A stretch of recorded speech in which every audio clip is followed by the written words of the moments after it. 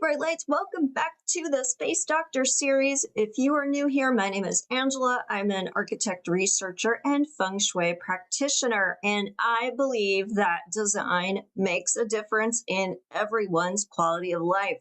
That's why I bring you thoughtful weekly videos that explore exactly how to do that, whether you're a design professional like me, or you're just somebody who wants to improve the spaces you or those in your community are interacting with.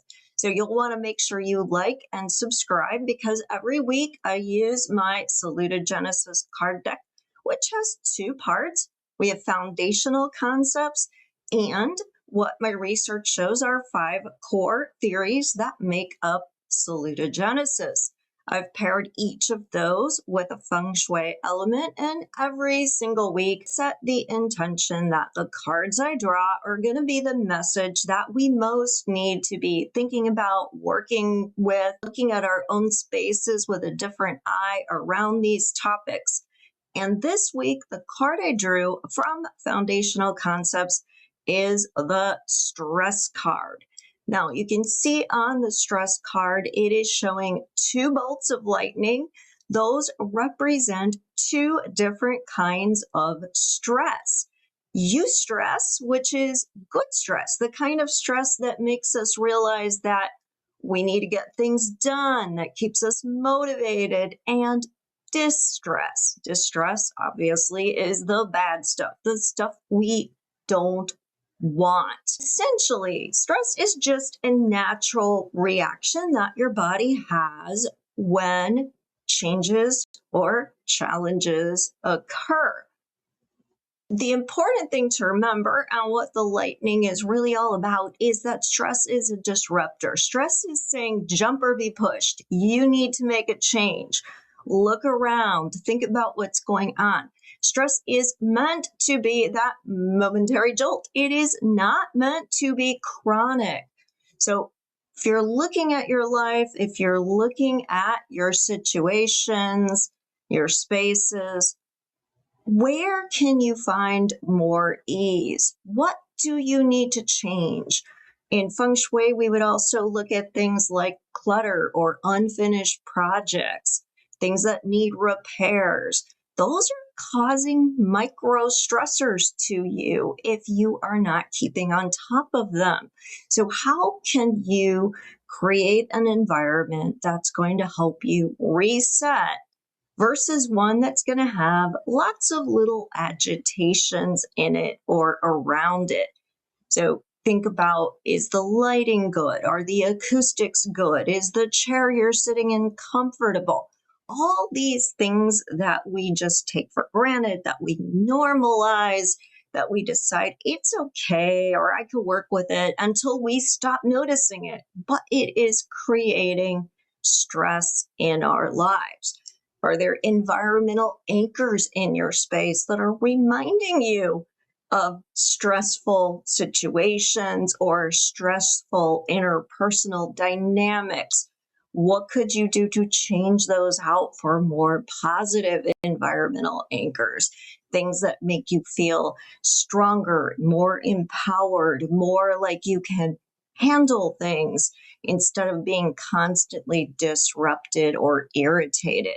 Lightning is also about truth and justice. So what are you not facing in your life that you need to be facing?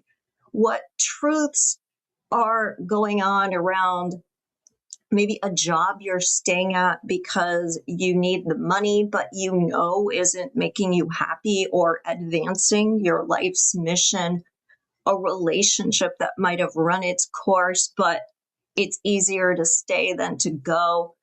When we let these kinds of things linger, when we don't face the truth of a situation, even though we think we're avoiding stress, we're actually creating more. And that ties in perfectly with the companion card that I drew from the aspects part of the deck, which is the Sense of Coherence card itself. This is like the ace in that alphabet or suit for that particular aspect.